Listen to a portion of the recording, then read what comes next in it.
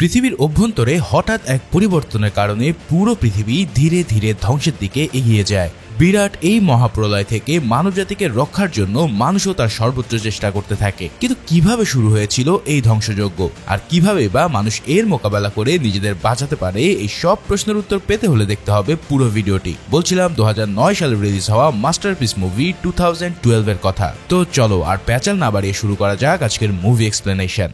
মুভির শুরুতে আমরা ভারতের একটা কপার মাইনের দৃশ্য দেখতে পাই। আমেরিকান জিওলজিস্ট অ্যাড্রিয়ান হোমসলি তার ইন্ডিয়ান সায়েন্টিস্ট বন্ধু সত্যামের আমন্ত্রণে তার সাথে দেখা করতে এসেছে।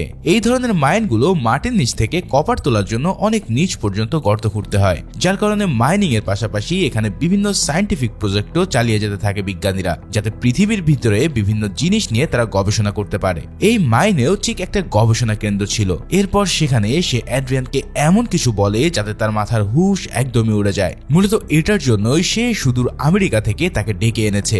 সত্যাম সহ কপার মাইনের অন্যান্য বিজ্ঞানীরা কিছুদিন আগে খুব শক্তিশালী একটা সৌরঝড় আবিষ্কার করেছে। মূলত সূর্যের ভিতর থেকে নির্দিষ্ট সময় পর পর প্রচন্ড গতিতে খুব ভারী মাত্রার উত্তপ্ত গ্যাস ঝড়ের বেগে বাইরে বেরিয়ে আসে। এই ব্যাপারটাকেই বলা হয় সৌরঝড়। তবে এই ঝড়ের কারণে পৃথিবী সহ সৌরজগতের অন্যান্য গ্রহগুলোতে প্রচুর পরিমাণে রেডিও অ্যাক্টিভ পার্টিকেল প্রবেশ করে। সাধারণত এই কণাগুলো তেমন কোনো প্রভাবই ফেলে না, যার কারণে সৌরঝড় বিজ্ঞানীদের কাছে খুব একটা নর্মাল ব্যাপার। কিন্তু কিছুদিন আগে সত্যাম এবং তার সহযোগীরা এমন কিছু আবিষ্কার করেছে যার সাথে পুরো পৃথিবী এবং মানব জাতির ভবিষ্যৎ জড়িয়ে আছে। তারা দেখতে পায় সৌরঝড় থেকে আসা নিউট্রনের কণাগুলো পৃথিবীর কেন্দ্রে থাকা লোহা আর নিকলের সাথে বিক্রিয়া করছে, যেমনটি এর আগে কখনোই করতো না। এর জন্য পৃথিবীর কেন্দ্রের তাপমাত্রা খুব দ্রুতই বেড়ে যাচ্ছে। ফলে এমনটা হতে থাকলে কয়েক বছরের মধ্যেই পৃথিবীর ধ্বংস অনিবার্য। এই সব শুনে আদ্রিয়ান ব্যাপারটা বুঝতে পেরে আর এক মুহূর্ত দেরি না করে সোজা আমেরিকার হোয়াইট হাউসের চিফ অফ স্টাফ কার্ল এনহিউজারের সাথে দেখা করতে চলে যায়। প্রথমে তাকে সেখানে কেউ ঢুকতে দিচ্ছিল না, তবে তারপর এক পরিচিত বন্ধুর সাহায্যে ভিতরে ঢোকার পর যখন কার্লকে তার রিপোর্টটা দিতে যায়, তখন কার্লই প্রথমে তার সাথে কথা বলতে চায় না, কারণ সেই সময়টায় হোয়াইট হাউসের সবাই একটা পার্টিতে ব্যস্ত ছিল। তবে আদ্রিয়ান ব্যাপারটা জোর দিলে কার্ল যখন রিপোর্টটা খুলে পড়ে, তখন তার কপালেও দুশ্চিন্তার ভাঁজ পড়তে থাকে। সাথে সাথে সে অ্যাড্রিয়ানকে নিয়ে এই ব্যাপারটা সোজাসুজি প্রেসিডেন্টকে জানিয়ে দেয়, যার ফলে প্রেসিডেন্টও আর এক মুহূর্ত দেরি না করে পৃথিবীর বড় বড় 8টি দেশের প্রেসিডেন্টকে ডেকে এই ক্রাইসিসের কথা জানান দেয়। এরপরে সিন আমরা চলে যাই আরো 3 বছর পর। চায়নার অভ্যন্তরে থাকা তিব্বতে ইতিমধ্যে পৃথিবীর বড় দেশগুলো একটা সিক্রেট প্রজেক্ট হাতে নিয়েছে। তারা সেখানে বড় বড় জাহাজ বানানোর কাজ শুরু করেছিল, যাতে পৃথিবী ধ্বংস হয়ে গেলে কিছু সংখ্যক লোককে নিয়ে তারা পৃথিবীর মানব জাতিকে বাঁচাতে পারে। কারণ পৃথিবীর কেন্দ্র যদি অতি উত্তাপে গলে যায়, তাহলে বিশাল বিশাল ভূমিকম্প এবং আগ্নেয়গিরির উৎপাতে সমস্ত উপরিভাগ একবারে মাটি মিশে যাবে। এছাড়াও সমুদ্রের বুকেও বিশাল মাত্রার ভূমিকম্প হওয়ার কারণে সৃষ্টি হবে কয়েক হাজার ফুট উঁচু মেগা সুনামির। এই সুনামি থেকে বাঁচার জন্য এই স্পেশাল জাহাজগুলোই একমাত্র উপায়। এর জন্য তারা বড় বড় বিলিয়নিয়ারদেরকে নিয়ে জাহাজের টিকিটের অফার করে তাদের কাছ থেকে $1 বিলিয়ন ফান্ডিংও নিয়ে নিচ্ছে। এদিকে সাধারণ পাবলিক কিন্তু এই ব্যাপারে এখনো পর্যন্ত কিছুই জানে না, কারণ তাদের কাছে এখনো পর্যন্ত খবরটা রিভিল হয়নি। এছাড়াও তিব্বতের লোকজন তো বুঝতে পারছিল না যে কেন তাদেরকে এখান থেকে সরিয়ে জায়গাটা খালি করা হচ্ছে। কিন্তু এর কয়েক মাস পরেই পৃথিবীর মানুষ ধীরে ধীরে ব্যাপারটা টের পেতে থাকে। একত মায়ান ক্যালেন্ডার অনুসারে 2012 সালে পৃথিবী ধ্বংস হওয়ার একটা ভবিষ্যৎবাণী ছিল। তার উপরে ঠিক 2012 সালে এসেই সেই নিউট্রনগুলোর প্রভাবে পৃথিবীর বিভিন্ন অংশে ধীরে ধীরে ফাটল দেখা দিতে শুরু করে। প্রথম মানুষ এগুলোকে স্রেফ ভূমিকম্প ভেবেই বসেছিল, কিন্তু তারা ধীরে ধীরে বুঝতে পারে যে খুব শীঘ্রই একটা কিছু হতে চলেছে। এখন সেটা যে পৃথিবীরই ধ্বংস তার সম্পর্কে তাদের কোনো আইডিয়া ছিল না, কারণ সব দেশের সরকারই এখনো পর্যন্ত জনগণকে কিছুই জানায়নি। এরই মাঝে ফ্রান্সের লুভার মিউজিয়ামের ডিরেক্টর হঠাৎ প্যারিসের রাস্তার টানেলের ভিতর দিয়ে গাড়ি চালিয়ে যাওয়ার সময় হঠাৎ তার গাড়ির মধ্যে একটা এক্সপ্লোশন ঘটে পুরো গাড়িটাই উড়ে যায়। এখন এই মৃত্যুর রহস্য কেউ উদ্ঘাটন করতে না পারলেও আদ্রিয়ান সন্দেহ করে বসেছে এর পিছনে হয়তো গভীর ষড়যন্ত্র আছে, কারণ ডিরেক্টর তাদের এই সিক্রেট প্রজেক্টের ব্যাপারে জেনে গিয়েছিল। এদিকে আমরা হঠাৎ জ্যাকসন কার্টিস নামের এক সাবেক সায়েন্স ফিকশন রাইটারকে হঠাৎ এই কাহিনীতে উদয় হতে দেখি। জ্যাকসন তার ছেলে আর মেয়েকে নিয়ে আমেরিকার ইয়েলোস্টোন ন্যাশনাল পার্কে ক্যাম্পিং করতে যায়, কিন্তু পার্কে যাওয়ার পর সে দেখতে পায় যে পার্কের বাইরে রেস্ট্রিক্টেড সাইন লাগিয়ে বেড়া দেওয়া হয়েছে যাতে ভিতরে কেউ প্রবেশ করতে না পারে। তবুও সে তার ছেলে মেয়েকে নিয়ে বেড়া চোপকে ভিতরে ঢুকে পড়ে। ভিতরে প্রবেশ করে সে আশ্চর্য হয়ে দেখতে পায় যে লেকটাকে সে ছোটবেলা থেকে দেখে আসছিল সেই লেক প্রায় শুকিয়ে গেছে। লেকে থাকা সামান্য পানিগুলো তীব্র উত্তাপে টকবক করে ফুটছিল। আশেপাশে পড়েছিল অসংখ্য প্রাণীর মৃতদেহ। এই অবস্থায় হঠাৎ ইউএসএ মিলিটারি এসে তাকে ধরে নিয়ে যায়। এই পুরো সময়ে দূরের এক গাছ থেকে রহস্যময় এক লোক তার দিকে নজর রেখে মাইক্রোফোনে কথা বলে যাচ্ছিল। যাই হোক, ইউএসএ মিলিটারি তাকে ধরে নিয়ে যাওয়ার পর জ্যাকসন তো বুঝতে পারছিল না যে সামান্য এই পার্কে ঢুকতে এত সমস্যা কোথায়, আর এই পার্কেরই বা এই হাল হলো কি করে। তখন তার সাথে আদ্রিয়ানের দেখা হলে সে তার কার্ড দেখে তাকে চিনে ফেলে, কারণ সায়েন্স ফিকশন রাইটার হিসেবে একসময় জ্যাকসনের খ্যাতি ছিল এবং আদ্রিয়ানি নিজে তার বই পড়েছে। সে তখন জ্যাকসনকে জানায় যে এখানে একটি গুরুত্বপূর্ণ জিওলজিক্যাল প্রজেক্ট চলার কারণে এই এরিয়াটি রেস্ট্রিক্টেড। অর্থাৎ সে জ্যাকসনকে সত্যটা জানায়নি, কিন্তু পৃথিবীর তাপমাত্রা যে প্রতি ঘন্টায় হু হু করে বাড়ছে সেটা এখন ক্লিয়ার। ভারত থেকে সত্যামও তাকে কন্ট্যাক্ট করে বলে যে খুব দ্রুতই পৃথিবীর উপরের অংশ পুরোপুরি ধ্বংস হতে চলেছে, তাই জাহাজে মানুষ তোলার কাজটা এখনই শুরু করা উচিত। আদ্রিয়ান নিজেও বুঝতে পারছিল যে সাধারণ মানুষের কাছে এই ধ্বংসযজ্ঞের কথাটা লুকানো একদমই উচিত হচ্ছে না, কিন্তু কার্ল তাকে স্রেফ রিসার্চ করার জন্য মনোযোগ দেওয়ার আদেশ দেয়। অর্থাৎ পৃথিবীর এই বিশাল জনগোষ্ঠীর জীবনের দাম কারোর কাছেই ছিল না। এদিকে জ্যাকসন তার ছেলে মেয়েদের নিয়ে ক্যাম্পিং করতে না পেরে সেই রাতটা পার্কের বাইরে তাঁবুতে কাটানোর সিদ্ধান্ত নেয়। যখন সে পার্ক থেকে ফিরে আসছিল ঠিক তখনই তার সাথে সেই রহস্যময় লোকটার দেখা হয় যে শুরু থেকেই পার্কের উপর নজর রাখছিল। এই পাগলাজে টাইপের মানুষের নাম হচ্ছে চার্লি, যে সোশ্যাল মিডিয়ায় বিভিন্ন মিস্ট্রি সম্পর্কে ব্রডকাস্ট করে বেড়াতো। এই জন্য সে অনেকদিন ধরে এই পার্কটাতেও ঘাপটি মেরেছিল। জ্যাকসন বেরিয়ে আসার সময় চার্লি তাকে জিজ্ঞেস করে যে ইউএসএ আর্মি তাকে কি বলেছে। যখন জ্যাকসন উত্তর দেয় আর্মি তাকে বলেছে এই জায়গাতে একটা রিসার্চ চলছে, তখন চার্লি হো হো করে হেসে ওঠে। যাই হোক, জ্যাকসন তাকে ইগনোর করে নিজের তাঁবুগুলোকে সেট আপ করে ফেলে। তার স্ত্রী কেটের সাথে ডিভোর্স হয়ে যাওয়ার পর থেকে তার ছেলে তার উপর বেজায় বিরক্ত ছিল। সেদিন রাতেও ক্যাম্পিং করতে না পেরে তার ছেলে তার সাথে রাগারাগি করে তার তাঁবু বন্ধ করে দেয়। জ্যাকসন যখন তার তাঁবুর বাইরে বসেছিল ঠিক তখনই সে দূর থেকে চার্লির আওয়াজ শুনতে পায়। সেখানে একটা বড় ভ্যানের ভিতরে চার্লি একটা ছোটখাটো স্টুডিও সেট আপ করে রেখেছিল। জ্যাকসন সেখানে ঢোকার পর সবকিছু দেখে তার কাছ থেকে আসল ব্যাপারটা জানতে চাইলে সে ধীরে ধীরে তাকে বলতে শুরু করে। সে জানায় গত কয়েক মাস এখানে ঘাপটি মেরে সে জেনেছে যে পৃথিবীর কেন্দ্র ধীরে ধীরে গলে যাচ্ছে, আর কেন্দ্রের উপরে যেহেতু মাটির আস্তরণ বসানো, তাই কেন্দ্র যদি গলে যায় তাহলে পৃথিবীর উপরিভাগও ধ্বংস হতে শুরু করবে। তাছাড়া হঠাৎ এত পরিমাণ লাভা বেড়ে যাওয়ার কারণে সমস্ত পৃথিবীতে থাকা সব আগ্নেয়গিরিগুলো অ্যাক্টিভ হয়ে কিয়ামত ডেকে আনবে। এছাড়াও মায়ান সভ্যতার লোকেরা বহু বছর আগে এই ঘটনারই ভবিষ্যৎবাণী করে গিয়েছিল, তাই সরকার এই কথাটা সবার কাছ থেকে লুকিয়ে রেখেছে। এমনকি তারা কিছু মানুষকে বাঁচানোর জন্য জাহাজও তৈরি করেছে। এখন এই সব কথা জ্যাকসন শুনলেও সেগুলো তার কাছে সির্ফ গাল গল্প বলেই মনে হয়, কেননা তার মনে হতে থাকে যে এত বড় ঘটনা সরকার নিশ্চয় জনগণের কাছ থেকে লুকাবে না। ওদিকে জ্যাকসনের এক্স ওয়াইফ কেট এবং তার বর্তমান স্বামী গর্ডন তখন একটা সুপার মার্কেটে বাজার করছিল। হঠাৎ সেই সুপার মার্কেটের একদম মাঝ বরাবর বিশাল এক ফাটলের তৈরি হয়। গর্ডন আর কেট কোনোভাবে সেই ফাটল থেকে পড়তে পড়তে বেঁচে যায়। এই ঘটনা যে সেই ধ্বংসেরই নমুনা তা তো তোমরা নিশ্চয়ই বুঝতে পারছো। খুব দ্রুত এই নিউজটা টিভিতে ছড়িয়ে পড়লে জ্যাকসনও ব্যাপারটা জানতে পারে। কেটও তাদের সাথে যোগাযোগ করে ছেলে মেয়েকে নিয়ে দ্রুত ঘরে আসতে বলে, আর জ্যাকসনও তাদেরকে পৌঁছে দিয়ে আসে। এদিকে আদ্রিয়ান সত্যামের কাছ থেকে আবারও কনফার্ম হয় যে গত 48 ঘন্টায় পৃথিবীর কেন্দ্র অনেকটাই গলে গেছে, তাই আজকের মধ্যেই তাদেরকে জাহাজে উঠে পড়ার কাজ শুরু করতে হবে। আদ্রিয়ান সত্যামকে তার ফ্যামিলি নিয়ে দ্রুত আমেরিকা চলে আসতে বলে। এরপর সে প্রেসিডেন্টকেও এই ব্যাপারে জানিয়ে একটা ব্রিফিং এর আয়োজন করে। সেই কনফারেন্সে পৃথিবীর বড় বড় দেশগুলো সব প্রেসিডেন্ট আর প্রধানমন্ত্রীরা যুক্ত ছিল। আদ্রিয়ান এবং ইউএসএ প্রেসিডেন্ট মিলে সবাইকে অতি সত্বর ক্রাইসিস ম্যানেজমেন্ট প্রোগ্রাম চালু করতে বলে। অর্ডার পাওয়ার পরেই জাহাজের জন্য আগে থেকেই টিকিট বুক করে রাখা বিলিনিয়ারদের কাছে মেসেজ যেতে থাকে। এমনই এক বিলিনিয়ার ছিল রাশিয়ান লোক ইউরি কার্পভ। সে তখন তার ছেলের বক্সিং ম্যাচ দেখায় ব্যস্ত ছিল। তার কাছে মেসেজ আসার পরে সে বক্সিং রিং ছেড়ে দ্রুত নিজের ড্রাইভারকে ফোন করে, আর কাকতালীয়ভাবে সেই ড্রাইভারটা ছিল জ্যাকসন। অর্থাৎ একসময়কার তুমুল জনপ্রিয় সায়েন্স ফিকশন রাইটার এখন নিজের জনপ্রিয়তা হারিয়ে ড্রাইভারের চাকরি করছে।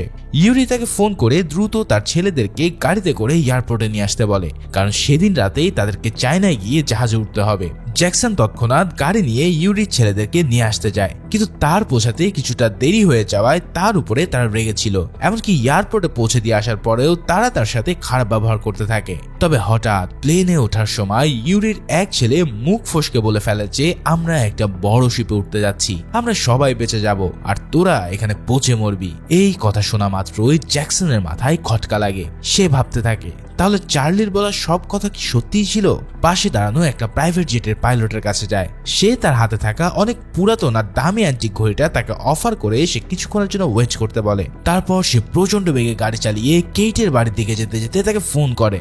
সে কেটকে দ্রুত বাচ্চাদের নিয়ে রেডি হয়ে যেতে বলে, কারণ তার অনুমান হলো কিছুক্ষণের মধ্যেই ধ্বংসযজ্ঞ শুরু হতে চলেছে। কেইটরা কিন্তু প্রথমে তার কথা বিশ্বাস করতে চায় না, কারণ আদ্রিয়ান তখন টিভিতে জনগণকে শান্ত রাখার জন্য একটা ফেক রিপোর্ট পাঠ করছিল। কেইট ফোন রেখে দিলেও জ্যাকসন দ্রুত গতিতে গাড়ি চালিয়ে আসতে থাকে। এর কয়েক সেকেন্ড পরে কেইট আর গর্ডন টের পায় যে জ্যাকসনের কথাটাই সত্যি ছিল। মারাত্মক এক ভূমিকম্প শুরু হয়ে তাদের পুরো বিল্ডিংটা ধসে পড়তে থাকে। তাদের পায়ের তলা থেকে যেন মাটি সরে যাচ্ছিল। ভয়ে তারা সবাই নিজেদেরকে বাঁচানোর জন্য টেবিলের নিচে ঢুকে পড়ে। ইতিমধ্যে জ্যাকসনও সেখানে পৌঁছে গিয়েছিল।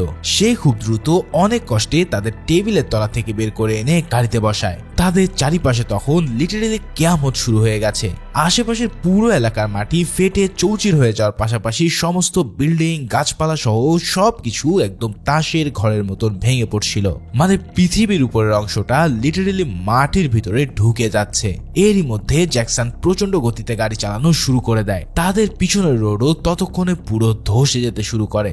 চারপাশ থেকে পড়তে থাকা বিল্ডিং, গাছ আর বিভিন্ন জিনিসকে এড়িয়ে জ্যাকসন মারাত্মক কায়দায় তার গাড়িটাকে ড্রাইভ করতে থাকে।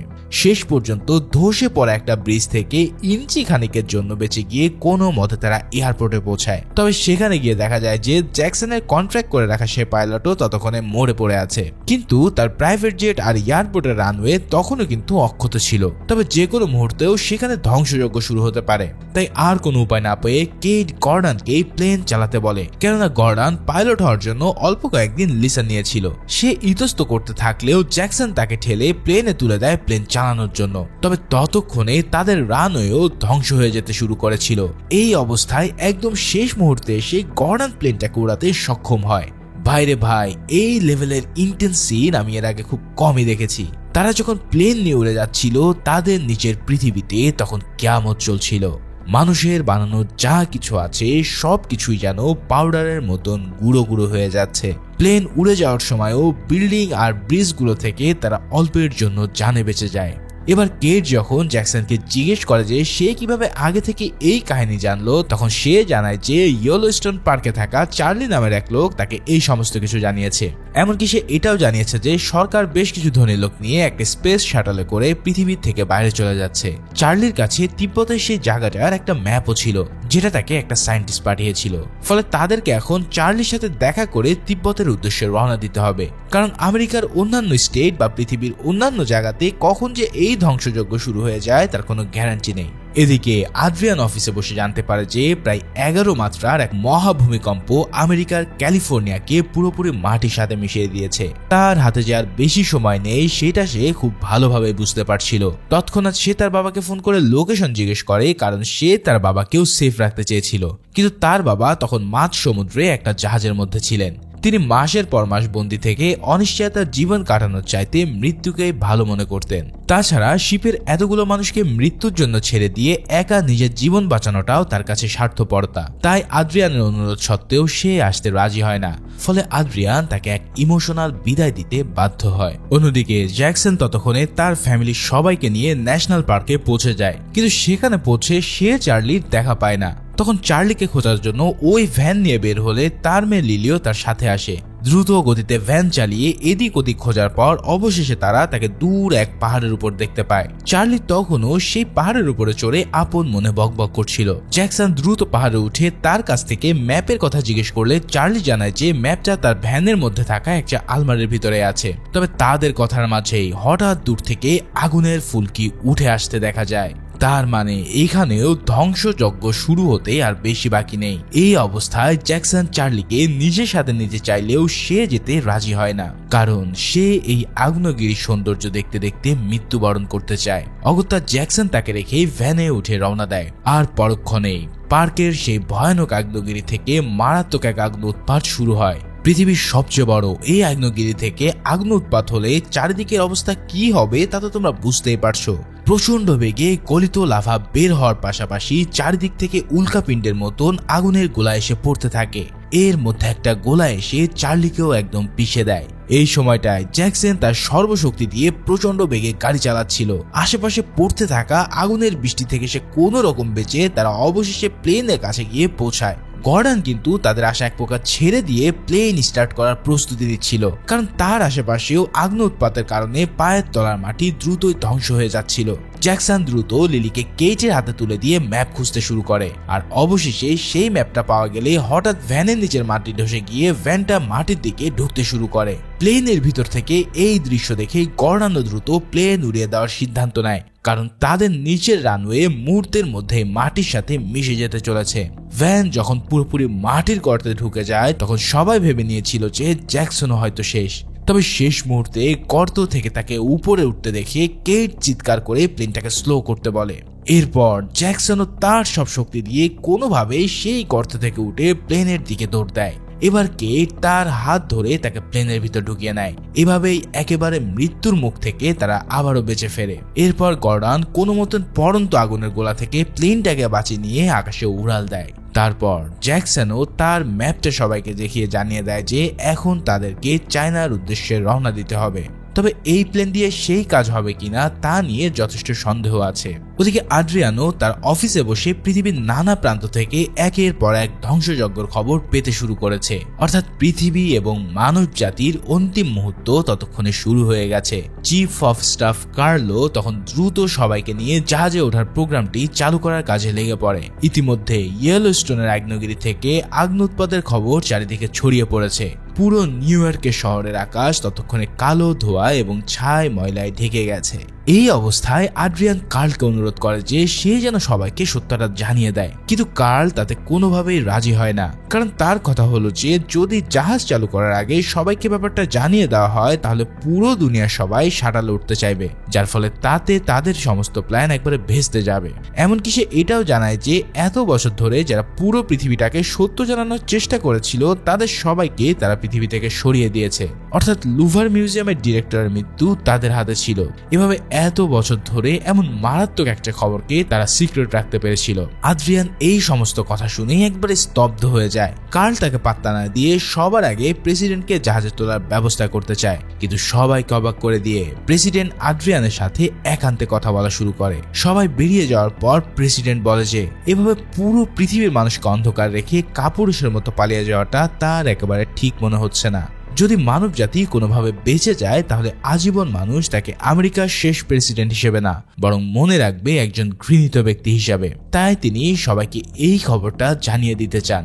আদ্রিয়ানো অগত্যা প্রেসিডেন্টকে রেখে চায়নার উদ্দেশ্যে যাত্রা শুরু করতে প্লেনে উঠতে বাধ্য হয়। প্রেসিডেন্টের কথায় তার মেয়ে লারাও একই প্লেনে চড়ে বসে। প্লেনে ওঠার পর যখন আদ্রিয়ান সবাইকে জানায় যে প্রেসিডেন্ট আসছে না, তখন কার্ল নিজের হাতে সব কমান্ড নিয়ে নেয়, অর্থাৎ সেই এখন প্রেসিডেন্ট। অন্যদিকে প্রেসিডেন্ট সবার উদ্দেশ্যে একটা স্পিচ দিতে শুরু করে। তিনি সবাইকে আসন্ন ধ্বংসযজ্ঞের কথা জানিয়ে দিয়ে বলেন যে এর মোকাবেলা করার জন্য তাদের হাতে কিচ্ছু নেই। তার স্পিচ শেষ হওয়ার পরেই পুরো পৃথিবীতে একটা প্যানিক ছড়িয়ে পড়ে।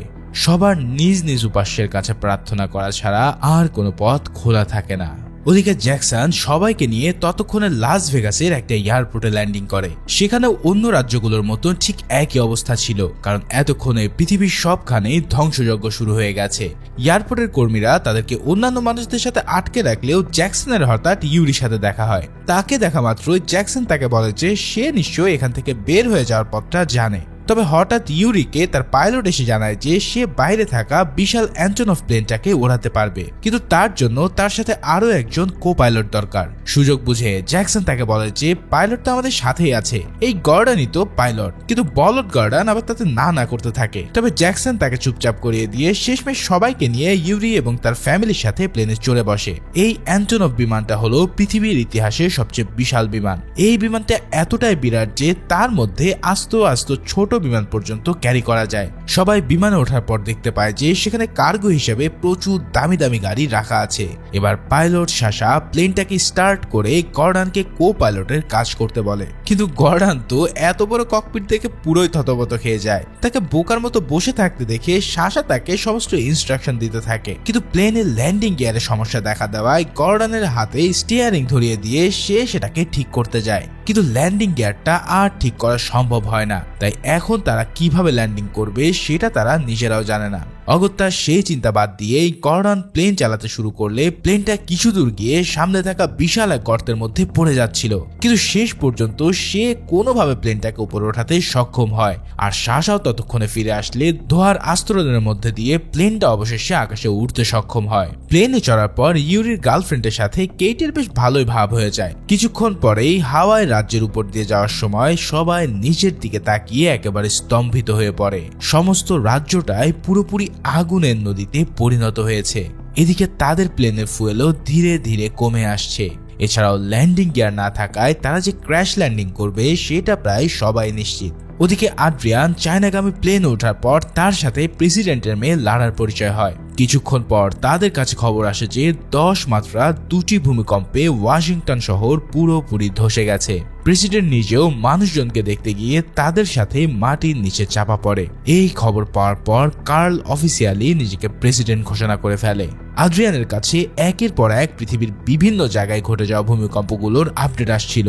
এবার তারা বুঝতে পারে যে খুব দ্রুতই তাদের ধারণা অনুসারে সেই মেগা সুনামি আসতে চলেছে, তাই খুব দ্রুত তাদেরকে চায়নায় পৌঁছে জাহাজে উঠতে হবে। দেখতে দেখতে সেই মেগা সুনামি ধীরে ধীরে পৃথিবীর সব দেশগুলোকেই আঘাত করতে থাকে। সমুদ্রের মাঝখানে থাকা আদ্রিয়ানের বাবার জাহাজও সেই সুনামির ধাক্কায় সমুদ্রের বুকে ডুবে যায়। ওদিকে ইউএসএ প্রেসিডেন্ট কিন্তু তখনও জীবিত ছিল, তবে এবার সেই সুনামি তাদের দিকে এগিয়ে এসে তাকে সহ পুরো আমেরিকাকে লণ্ডভণ্ড করে দেয়। অন্যদিকে আদ্রিয়ানও প্রতি মুহূর্তে সেই সুনামির আপডেটগুলো পেতে থাকে। পৃথিবীর উপরিভাগ কেবল কয়েকটা জায়গা ছাড়া ইতিমধ্যে প্রায় ধ্বংস হয়ে গেছে। এদিকে প্লেনে বসে থাকা পাইলট সাশা এবং গর্ডনও টের পায় যে ফুয়েল শেষ হয়ে যাওয়ার কারণে তাদের প্লেনের ইঞ্জিন ফেল করেছে, তাই তারা সবাইকে ক্র্যাশ ল্যান্ডিং এর প্রিপারেশন নিতে বলে। জ্যাকসন আর ইউরি দ্রুত তাদের বাচ্চাদেরকে লাইফ জ্যাকেট পরিয়ে নেয়, কারণ সাশা তাদের প্লেনটাকে স্লাইড করিয়ে বরফাচ্ছন্ন পাহাড়ে ক্র্যাশ করানোর সিদ্ধান্ত নিয়েছে, কেননা এতে করে তাদের বেঁচে থাকার সম্ভাবনা অনেকখানি বেড়ে যাবে। এবার প্ল্যান মোতাবেক তারা প্লেনটাকে বরফাচ্ছন্ন পাহাড়ের দিকে নিয়ে যেতে থাকে, কিন্তু এরপরেও তারা ঠিকঠাক ভাবে ল্যান্ড করতে পারবে কিনা তা নিশ্চিত ছিল না। তাই সাশা এবার গর্ডনকে দিয়ে জ্যাকসন এবং ইউরিকে ডেকে পাঠায়। এরপর সে এবার তাদেরকে একটা মারাত্মক আইডিয়া দেয়। সে জানায় যে যখন প্লেনের গতি অনেকটা কমে আসবে তখন সে প্লেনের কার্গো কম্পার্টমেন্টের দরজা খুলে দেবে। জ্যাকসন যেন সবাইকে নিয়ে আগে থেকে একটা গাড়িতে চড়ে বসে। দরজা খোলা মাত্রই সেই গাড়িতে করে সবাই বেরিয়ে যেতে পারবে। এবার এই কথা অনুযায়ী জ্যাকসন তৎক্ষণাৎ সবাইকে নিয়ে একটা গাড়িতে চড়ে বসলে সাশা গর্ডনকেও সেখানে যেতে বলে। গর্ডনও গাড়িতে ওঠার পর জ্যাকসন এবার গাড়িটা স্টার্ট করতে যায়, কিন্তু সেই গাড়িটা কোনোভাবেই স্টার্ট হচ্ছিল না। আসলে এই গাড়িটার ইঞ্জিন স্টার্ট হতো ভয়েস কমান্ডের মাধ্যমে। ইউরি সে ভয়েস কমান্ড দেওয়া মাত্রই ইঞ্জিনটা চালু হয়ে যায়, আর জ্যাকসনও তীব্র গতিতে গাড়িটাকে নিয়ে খোলা দরজা দিয়ে বেরিয়ে আসে। এরপর বিশাল সে প্লেনটাও তখন বরফে ধাক্কা খেতে থাকলে তার ভিতর থেকে সব গাড়িগুলো ছিটকে গিয়ে বাইরে বেরিয়ে আসে। জ্যাকসন কোনোভাবে সেগুলোকে এড়িয়ে নিজেদেরকে বাঁচাতে সক্ষম হয়। ভাইরে ভাই, একসাথে একের পর এক এমন ইন্টেন্স সিনগুলো যে কারোর মাথায় একদম হুশ উড়িয়ে দেবে। যাই হোক, জ্যাকসন বাঁচতে পারলেও বেচারা সাশা কিন্তু বাঁচতে পারে না। প্লেনটাকে সে থামাতে পারলেও বিশাল এই প্লেনের ভার সহ্য করতে না পেরে বরফ ভেঙে প্লেন সহ সোজা নিচে পড়ে যায়। অন্যদিকে জ্যাকসন সবাইকে নিয়ে গাড়ি থেকে বেরিয়ে আসার পরেই তারা দেখতে পায় যে চাইনিজ আর্মি বিভিন্ন হেলিকপ্টারে করে নানা জীবজন্তুকেও নিয়ে আসা হচ্ছে, অর্থাৎ জাহাজগুলোতে এদেরকে মানুষের সাথে রেখে পৃথিবীর প্রাণী জগৎকে আবারও বাঁচিয়ে তোলার চেষ্টা করা হবে। এদেরকে যেতে দেখে সবাই তাদের উদ্দেশ্যে হাত নাড়াতে শুরু করলে একটা হেলিকপ্টার এসে তাদের সামনে থামে। এরপর তারা তাদের কাছে জাহাজে ওঠার পাস চায়। তাদের মধ্যে স্বাভাবিকভাবেই কেবল ইউরির কাছেই 3টে টিকিট ছিল, অর্থাৎ সে শুধুমাত্র নিজের আর তার 2 ছেলের জন্য টিকিট কেটেছিল, এমনকি সে তার গার্লফ্রেন্ড তমার জন্য টিকিট কাটেনি। এখন সে তাকে এই কারণ জিজ্ঞেস করলে ইউরি জানায় যে সে আগে থেকেই তামারা এবং সাশার রিলেশনের ব্যাপারটা জানতো। এই কথা বলে সে সবাইকে রেখে নিজের 2 ছেলেকে নিয়ে চলে যায়। অন্যদিকে আদ্রিয়ান আর কার্লো তাদের সঙ্গীদেরকে নিয়ে চায়না এসে পৌঁছেছে। সেখানে আসার পর তারা খবর পায় যে তাদের একটা জাহাজ ভূমিকম্পের কারণে ধ্বংস হয়ে গেছে। এখন সেখানকার যাত্রীদেরকে তারা কোথায় রাখবে সেটা নিয়ে বেঁধে যায় এক তুমুল হুলস্থুল। ইতিমধ্যে ইউরিও সেখানে এসে দেখতে পায় যে যে শিপে তার ওঠার কথা ছিল সেটা বিকল হয়ে আছে, ফলে সেও সেখানে আটকা পড়ে যায়। আদ্রিয়ান আর লারা জানতে পারে যে সাধারণ মানুষ তো দূরের কথা, জাহাজ বানানোর কাজে নিয়োজিত থাকা ওয়ার্কারদেরকে পর্যন্ত জাহাজে তোলা হবে না। ওদিকে জ্যাকসন আর গর্ডনরা তখন রাস্তায় দাঁড়িয়ে শিপের কাছে যাওয়ার উপায় খুঁজছিল। অবশেষে দূর থেকে তারা দুজন চাইনিজ বংকে গাড়ি চালিয়ে যেতে দেখে চিৎকার করে হাত নাড়ায়। সেই ভিক্ষুকরাও তাদেরকে দেখতে পেয়ে নিজেদের গাড়িতে তুলে নেয়। এরপর তারা সবাই মিলে জাহাজের দিকে রওনা দেয়। ওদিকে আদ্রিয়ান তার জাহাজে ওঠার কিছু সময় পর সত্যমের ফোন পায়। সত্যম তাকে জানায় যে তাদেরকে ইন্ডিয়া থেকে নিয়ে আসার জন্য কেউ আসেনি, অথচ কার্ল তাকে নিয়ে আসার প্রতিশ্রুতি দিয়েছিল। সত্যম আরো জানায় যে আর কয়েক সেকেন্ডের মধ্যে বিশাল সুনামির আঘাতে পুরো পরিবার সহ সে মারা পড়তে যাচ্ছে।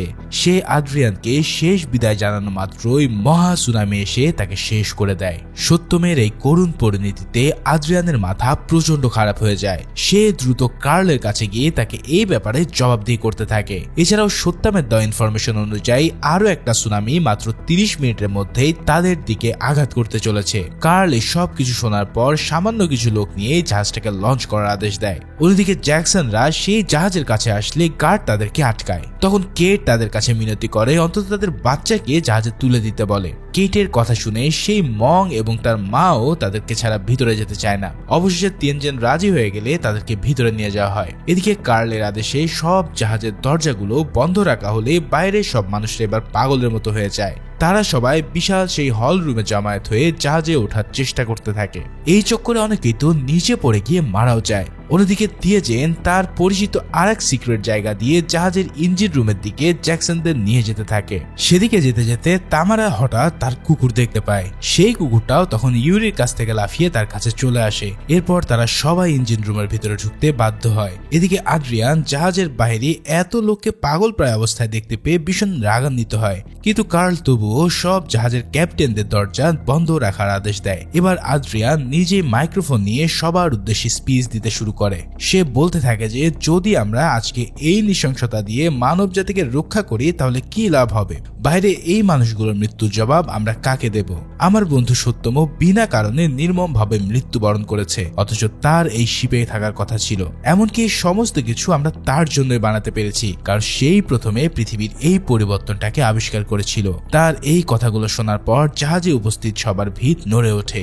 সবাই দেশের প্রেসিডেন্ট আর প্রধানমন্ত্রীরাও দরজা খোলার পক্ষে মত দেয়। এর পরপরই সবগুলো জাহাজের দরজা ধীরে ধীরে খোলা হয়। কিন্তু এই কারণে আবার ইঞ্জিন রুমের ভিতর দিয়ে সিক্রেট পথে ঢুকতে থাকা জ্যাকসনরা পড়ে যায় মহাবিপদে। জাহাজের বিশাল বিশাল দরজাগুলো খোলার জন্য হাইড্রোলিক সিস্টেমের মাঝে তারা আটকা পড়ে যায়। জ্যাকসন গর্ডনকে বাঁচানোর চেষ্টা করলেও শেষ পর্যন্ত সে চাকতিগুলো তাকে পিষে ফেলে। এর উপরে আবার তার পকেট থেকে ইম্প্যাক্ট ড্রাইভার পড়ে গিয়ে ইঞ্জিনের কিছু তারে গিয়ে লাগে। এই কারণে সমস্যা সৃষ্টি হয় এবং জাহাজের দরজাগুলো পুরোপুরি খোলে না। জ্যাকসনও ভাগ্যক্রমে খুব সরু একটা জায়গা দিয়ে কোনোভাবে ঢুকে পড়ে নিজের জীবন বাঁচিয়ে নেয়। ওদিকে দরজা পুরোপুরি না খোলার কারণে জাহাজের ক্রুরা চিন্তায় পড়ে যায়, যদিও তারা সেটাকে সামান্য টেকনিক্যাল সমস্যা বলে সেদিকে মনোযোগ দেয় না। তবে ওই ছোট্ট ড্রাইভারটাই যে কি বিরাট ঝামেলা ডেকে এনেছিল সেটা আমরা একটু পরে জানতে পারবো। এদিকে দরজা খোলার পর সমস্ত লোকেরা পাগলের মতন জাহাজে উঠতে থাকে। শেষ পর্যন্ত অনেকেই জাহাজ উঠে গেলেও ওভারলোডের কারণে ক্যাপ্টেন জাহাজের দরজা বন্ধ করার আদেশ দেয়। দরজা বন্ধ হয়ে আসতে থাকলে ইউরি আর তার ছেলে বাইরে প্রায় আটকায় পড়তে যাচ্ছিল, কিন্তু শেষ মুহূর্তে ইউরি তার ছেলেকে উপরে তুলে নিতে সক্ষম হয়, কিন্তু সেটা করতে গিয়ে সে নিজেই নিচে পড়ে মারা যায়। এদিকে জাহাজের দরজাগুলো কিন্তু ওই ইম্প্যাক্ট ড্রাইভারের কারণে পুরোপুরি ক্লোজ হয়নি, আর দরজা ক্লোজ না হলে জাহাজের ইঞ্জিনও চালু করা সম্ভব ছিল না। এদিকে বিশাল সুনামি তাদের থেকে আর মাত্র কয়েকশো ফুট দূরে। শেষ পর্যন্ত সুনামি এসে জাহাজে আঘাত হানলে জাহাজ ভেসে ওঠে ঠিকই, কিন্তু দরজার ফাঁক দিয়ে তীব্র বেগে পানি ঝুঁকতে শুরু করে। এই অবস্থায় জাহাজের প্রত্যেকেই মারাত্মক ঝাঁকুনি দিয়ে এদিক ওদিক ছিটকে পড়তে থাকে। জ্যাকসন আর কেট তাদের বাচ্চাদের নিয়ে পানির মধ্যে আটকা পড়ে। এদিকে আদ্রিয়ানো জাহাজের ক্রুদের সাহায্যে বুঝতে পারে যে জাহাজের হাইড্রোলিক সিস্টেমে কোনো গন্ডগোল হয়েছে, তাই সে জাহাজের এক ক্রুকে নিয়ে সেদিকে এগিয়ে যায়। কিন্তু ততক্ষণে জাহাজের সিকিউরিটির জন্য বানানো ওয়াটার ডোরগুলো বন্ধ হয়ে গিয়েছিল।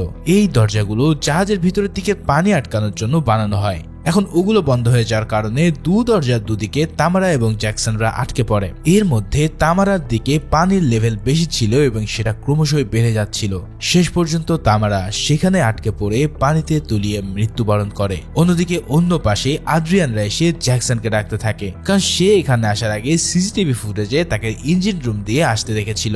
আদ্রিয়ান তাকে হাইড্রোলিক সিস্টেম সমস্যার কথা বললে সে ইম্প্যাক্ট ড্রাইভারের কথাটা মনে পড়ে যায়। কিন্তু এখন এই পানির মধ্যে হাইড্রোলিক সিস্টেম থেকে ওই ড্রাইভারকে ছুটাতে যাওয়া হবে মানে মৃত্যুর সমান। তবুও জ্যাকসন সবাইকে বাঁচানোর জন্য কাজটা করার সিদ্ধান্ত নেয়। সে কেট আর নোয়াকে বিদায় জানিয়ে ডুব সাঁতার দিয়ে ওই চাকতিগুলোর কাছে চলে যায়। যাওয়ার সময় কেট এবং তার মধ্যে পুরাতন সব ঝামেলা মিটে গিয়ে আবারও ভালোবাসার সৃষ্টি হয়। এবার জ্যাকসন সেখানে গিয়ে ওই ড্রাইভারটাকে খুঁজে বের করার চেষ্টা করে তার ছেলে নোহাও সেখানে চলে আসে, যদিও জ্যাকসন তাকে বারবার সেখানে যেতে নিষেধ করছিল। এবার তারা দুজনে মিলে পানিতে ডুব সাঁতার দিয়ে অনেক চেষ্টার পর ড্রাইভটাকে ছুটাতে সক্ষম হয়। অন্যদিকে জাহাজের ক্রুরা টের পাচ্ছিল যে তাদের জাহাজ ক্রমশই বিশাল একটা কিছুর দিকে এগিয়ে চলছে, তবে সেটা আর কিছু নয়, বরং সেটা হচ্ছে পৃথিবীর সর্বোচ্চ পর্বত মাউন্টেন এভারেস্ট।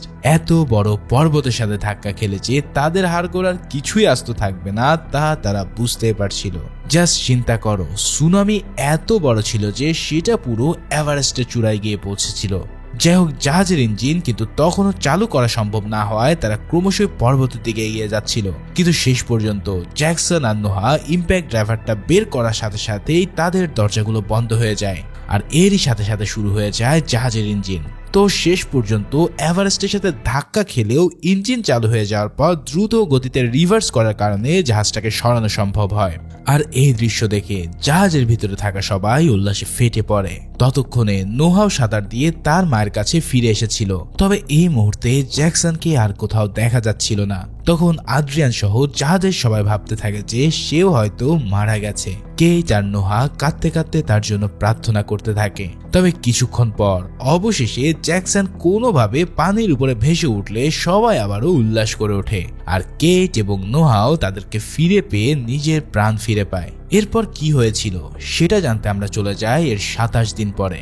অবশেষে দেখা যায় প্রথমবারের মতো সমুদ্র কিছুটা শান্ত হয়ে উঠেছে, আর এই কারণে 27 দিন পর জাহাজের ডেক খুলে দেওয়ার সিদ্ধান্ত নেওয়া হয়। অনেক দিন পর এই প্রথমবার সবাই সূর্যের আলো দেখতে পায়। কেট এবং জ্যাকসন ততদিন নিজেদের নতুন সংসার শুরু করে দিয়েছে, আর অ্যাড্রিয়ান ও লারার মধ্যেও একটা রোমান্টিক সম্পর্ক গড়ে উঠেছে। এছাড়াও জাহাজের ক্রুরা এবং সায়েন্টিস্টরা জানায় যে ওয়াটার লেভেল খুব দ্রুতই কমে আসছে, অর্থাৎ অতি শীঘ্রই তারা আবারও মাটি স্পর্শ করতে পারবে। আর এরপরেই আবারও সবাই মিলে শুরু করবে মানব জাতির এক নতুন যাত্রা। অবশেষে সব ধ্বংসযজ্ঞ পিছনে ফেলে আবারও নতুন করে পুরো পৃথিবীটায় জেগে উঠবে। ঠিক এমনই এক সিনের মধ্যে দিয়ে এই মুভিটা এখানেই শেষ হয়।